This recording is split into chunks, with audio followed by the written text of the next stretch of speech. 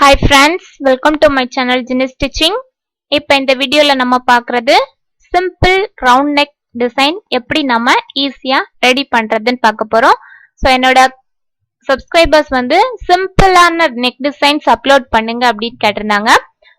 So first நான் வந்து canvas sheet எடுத்துக்கிறேன். canvas paper அப்படினு நீங்க கடையில கேட்டிங்கனா உங்களுக்கு கிடைக்கும். சோ ஒரு சின்ன துண்டு பீஸ் எடுத்துக்கிறேன். அந்த பீஸை இந்த மாதிரி நான் ரெண்டா ஃபோல்ட் பண்ணியிருக்கிறேன். சோ ஃபோல்ட் பண்ணதுக்கு அப்புறமா ஹைட்டும் விட்த்தும் எவ்வளவு இருக்கு அப்படின்னு பாருங்க.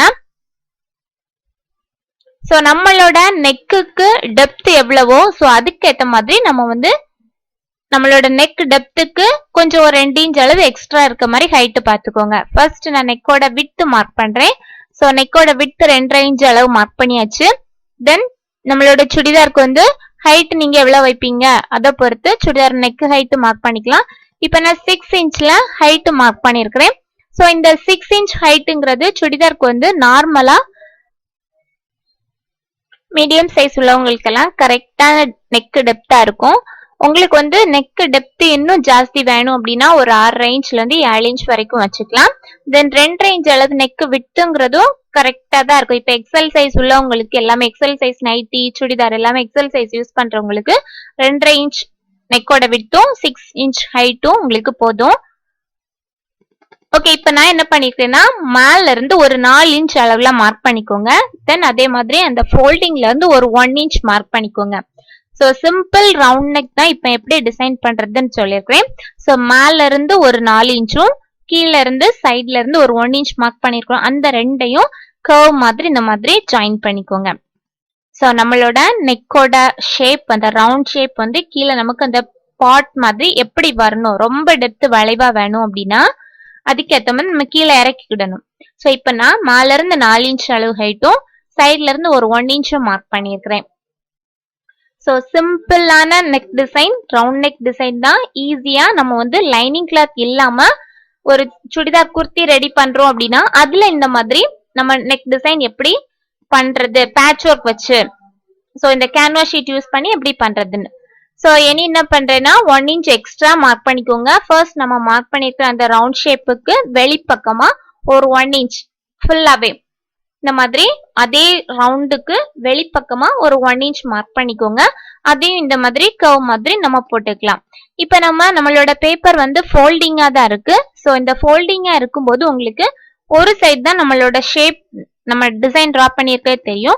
நமக்கு இன்னொரு பக்கமும் இதே டிசைன் வேணும் அப்படின்னா நம்ம வந்து என்ன பண்ணிக்கலாம்னா நம்மளோட மிஷின்ல என்ன பண்ணிக்கோங்கன்னா த்ரெட் போடாம அதாவது நூல் போடுறதுக்கு முன்னாடி நம்மளோட ஊசி வச்சு நம்ம வந்து நம்ம ஷேப் டிரா பண்ணிருக்கோம்ல அதுக்கு மேல அப்படியே நம்ம தையல் போட்டுக்கலாம். சோ நம்ம வந்து த்ரெட் எதுவுமே போடாததுனால நமக்கு என்ன ஆகும்னா அந்த ஊசியில உள்ள ஹோல்ஸ் வந்து என்ன ஆகும்னா பேப்பர்ல வந்து குத்தும். சோ பின் பண்ணி வச்சு நம்ம குத்துன மாதிரி இருக்கும்.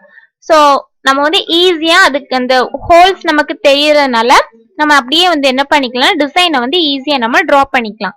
சோ ஒரு சைடு உள்ளது அப்படியே இன்னொரு பக்கமும் நமக்கு தெரிய வந்துடும்.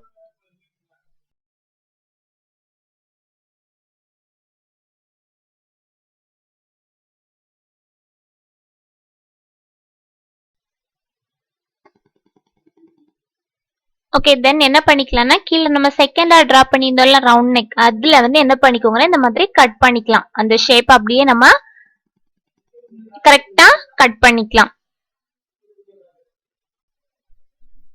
ஓகே, இப்ப நான் வந்து நம்மளோட பேட்சுக்கு தேவையான கேன்வாஸ் ஷீட் அப்படியே நம்ம கட் பண்ணியாச்சு.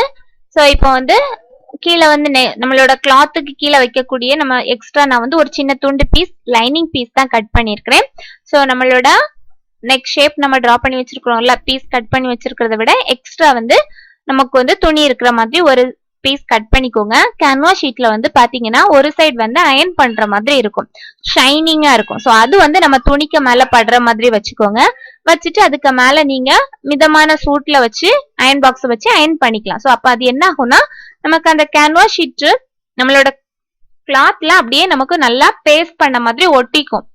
இதுக்கு அப்புறமா என்ன பண்றேன்னா வெளிப்பக்கமா நம்ம மடக்கி தைப்போம். சோ அதுக்காக வெளிப்பக்கமா ஒரு 1/2 இன்ச் அளவு கேப் இருக்கிற மாதிரி இந்த மாதிரி நம்ம வந்து டிசைன் நம்மளோட ஷேப் எப்படி இருக்கோ அதே ஷேப்ல ஒரு 1/2 இன்ச் அளவு எக்ஸ்ட்ரா இருக்கிற மாதிரி விட்டுட்டு மீதி இருக்கக்கூடிய கிளாத்தை கட் பண்ணிக்கலாம்.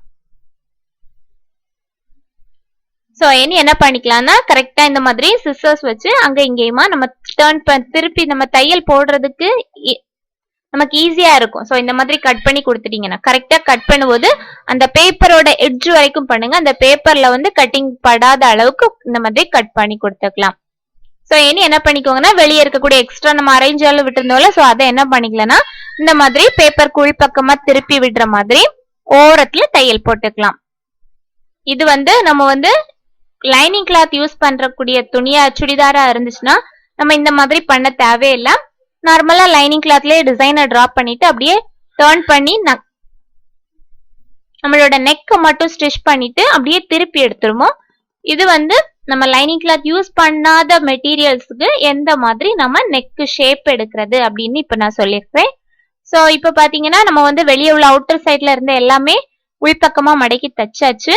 இனி என்ன பண்றேன்னா கரெக்டா அந்த சென்டரை மார்க்கிங் பண்ணிக்கோங்க. கீழே இருந்து மேல வரைக்கும் அந்த சென்டரை கரெக்டா மார்க்கிங் பண்ணி வச்சுக்கலாம். மேல இருக்கக்கூடிய எக்ஸ்ட்ரா இருக்கக்கூடிய கிளாத்தையும் கட் பண்ணி ரிமூவ் பண்ணிக்கோங்க. சென்டரை மார்க்கிங் பண்ணியாச்சு. இப்ப நான் இது வந்து ஒரு சின்ன துண்டு பீஸ் நான் உங்களுக்காக சுடிதார் பீஸ்ல இருந்து கட் பண்ணி எடுத்து வச்சிருக்கிறேன். ஷோல்டர் ஆம்ஹோல் அளவு எல்லாமே நான் வந்து மெஷர்மெண்ட்ஸ் எல்லாம் மார்க் பண்ணி கட் பண்ணி வச்சிருக்கிறேன். சோ இதுலயும் கரெக்டா என்ன பண்ணிக்கோங்கன்னா அந்த சென்டரை வந்து கரெக்டா பாயிண்ட் பண்ணி வச்சுக்கோங்க. சென்டரை பாயிண்ட் பண்ணி வச்சிட்டீங்கன்னா உங்களுக்கு ரொம்ப ஈஸியா இருக்கும்.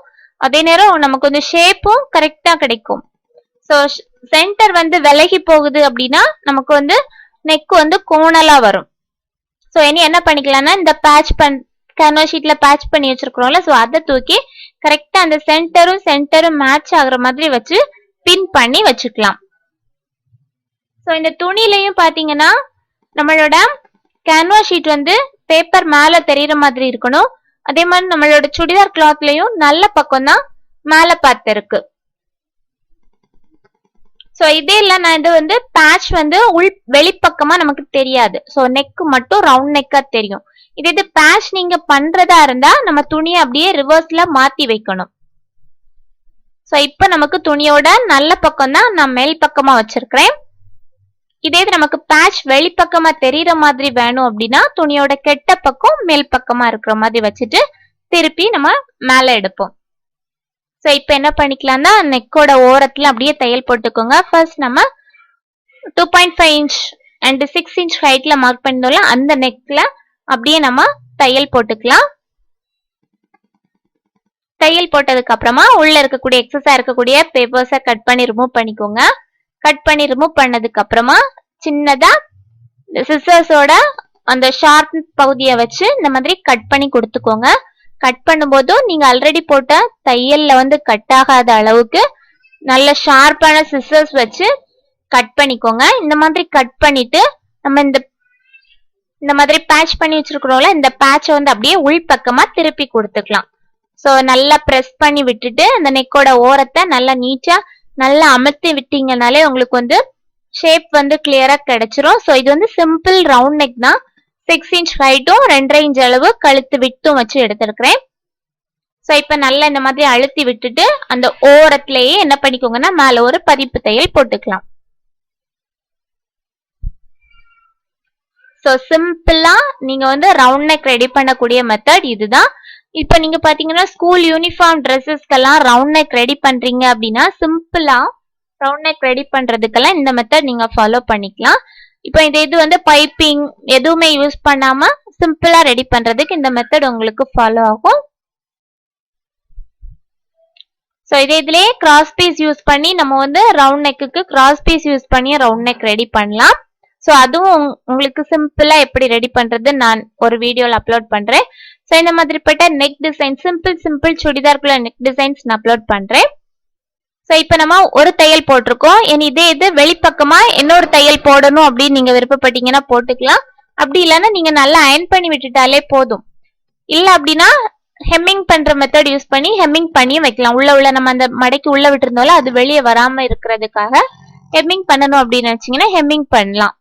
சோ இந்த வீடியோ பார்த்திருப்பீங்க, ரொம்பவே யூஸ்ஃபுல்லா இருக்கும்னு நினைக்கிறேன். தேங்க்யூ ஃபார் வாட்சிங் மை வீடியோஸ்.